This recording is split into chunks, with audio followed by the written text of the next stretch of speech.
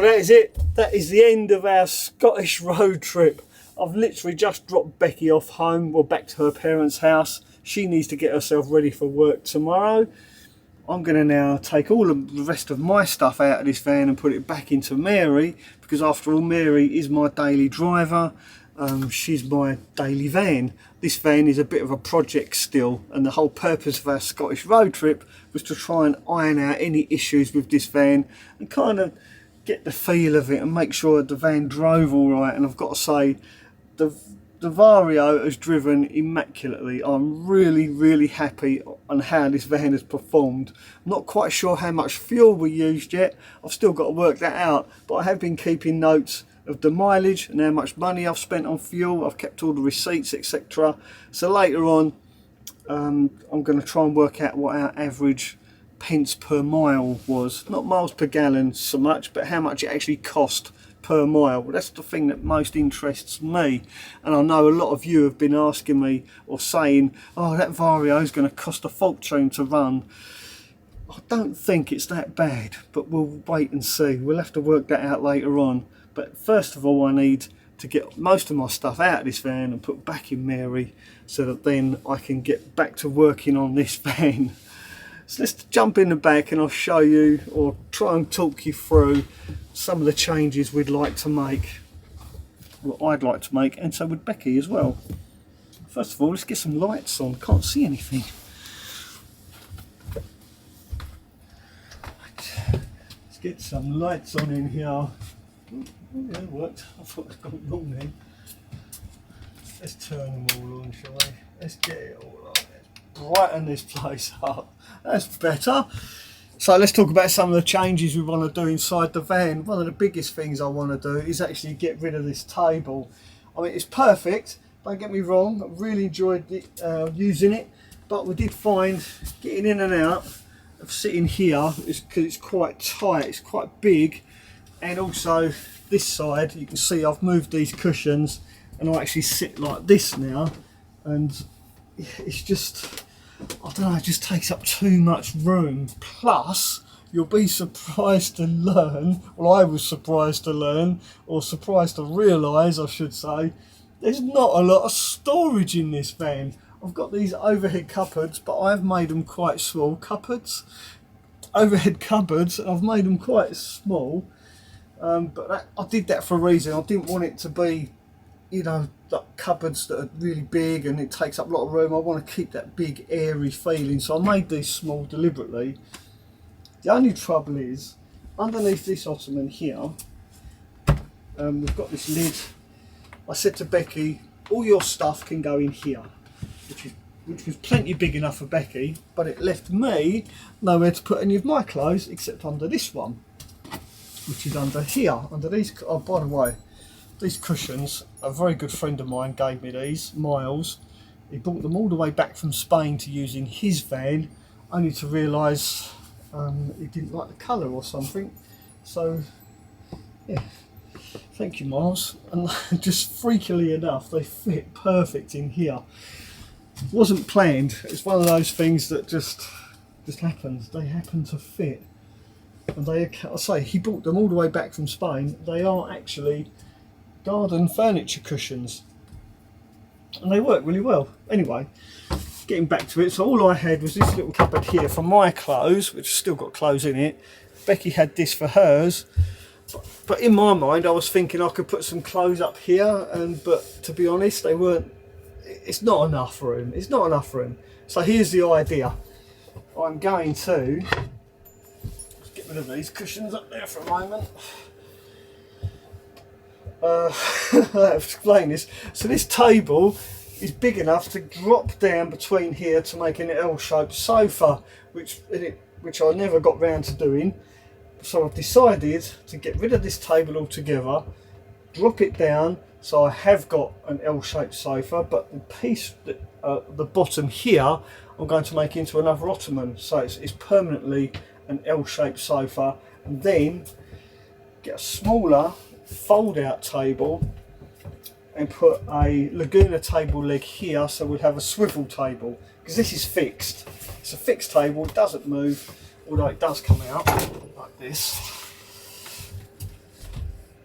But when you take the table out, where do you put it? That's the problem. So I think we're going to be better off having another section here of a lift up lid, giving me twice the amount of room to put my clothes. So I'll have a great big ottoman here for my clothes, Becky will have one here for hers, and we'll have a nice L-shaped sofa with a swivel table. I think that's going to just work so much better.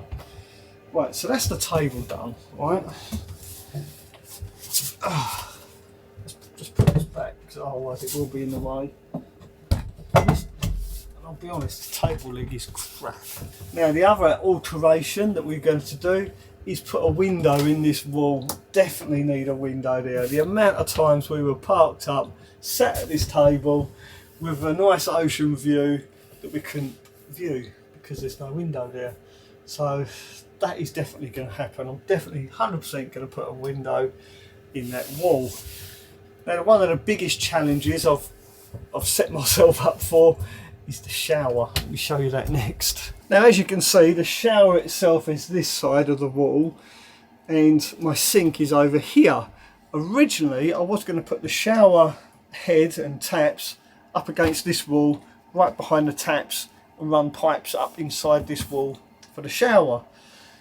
But for the life of me, I don't know why I decided to put the shower on this wall, because the shower drain is actually down here.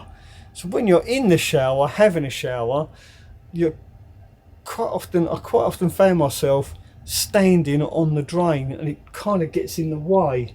So it was a real bugbear, and it's something that I didn't really consider. It was a massive mistake having the drain this side and the shower head that side. And the only reason I ended up putting the shower this side is because it was easier to put the pipes up the back of this wall rather than up inside this wall. I should have just made that a little bit more of an effort and trying to figure out the pipes. So yeah, that was a mistake. This is going to be a real challenge to redo this. So I'm not really looking forward to doing it, but it's something I need to do. I really need to move that shower head or shower unit off of that wall and put it on that wall, just to make it more user friendly, really, for want of better words. It's not priority, but it's definitely something I have to do. Now talking about shower, the shower door I discovered, this is made by a company called Roll Door. Fantastic, works really well. We were worried that it would stay wet when shut, so after having a shower we were leaving it closed to let it dry off, but honestly it worked superbly. One downside though, one thing I did notice is when the toilet's in here, I've took the toilet out by the way, I've now put that back in my van. When you stood up off the toilet, well once I stood up off the toilet and I lost my balance a little bit because we were parked on a bit of a slope and I nearly fell through the door. So since then, when I finished going to the toilet, I actually open the door and then stand up and sort myself out rather than do it with the door shut. So yeah, it's alright if you're in the van on your own, I guess. But when you're sharing the van with someone, yeah, it's the only drawback with this door. I nearly fell through it. I don't know what would have happened if I had. Don't know how it would have coped. But yeah, Roll Door for the win. Didn't leak, no water anywhere. Works really well. Really pleased with how that turned out. And I will leave a link in the description because a lot of people have asked me about this door, where I got it from, how much it was. Really affordable, by the way. So that's Roll Door. I'll leave a link in the description of this video if anyone out there is looking for a shower door. So that's the shower compartment. Minor annoyance more than anything, but I do want to change it. I really do want to change that shower and put it the other side.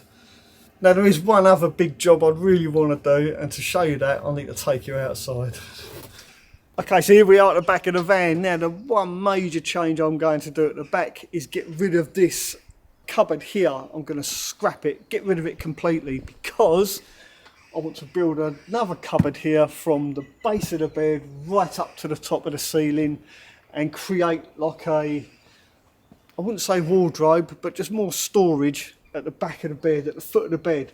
So I'm scrapping the idea of putting windows in the back doors. So glad I didn't put any windows in the back doors now, by the way, because of this. And also I'm going to make this slightly deeper, giving me more room for my metal detecting paraphernalia, and put doors across here. So when I open the doors, all you're going to see, when I open the back doors, all that will be visible is basically the back of a wardrobe, as it were, and some doors here for my metal detecting paraphernalia and treasure hunting equipment. Everything I want to put up here. So it's up out of the way, but easy to get to as and when I need to.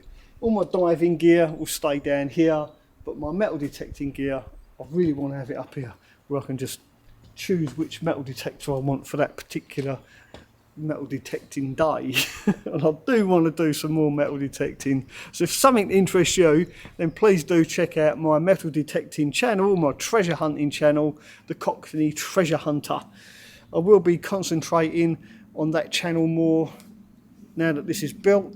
I'm going to go on some more treasure hunting adventures and upload those videos on that channel. But don't worry, I'll still be making content for this channel as well. Nothing's going to change here. You'll still be getting regular updates and all my building antics when it comes to the two vans.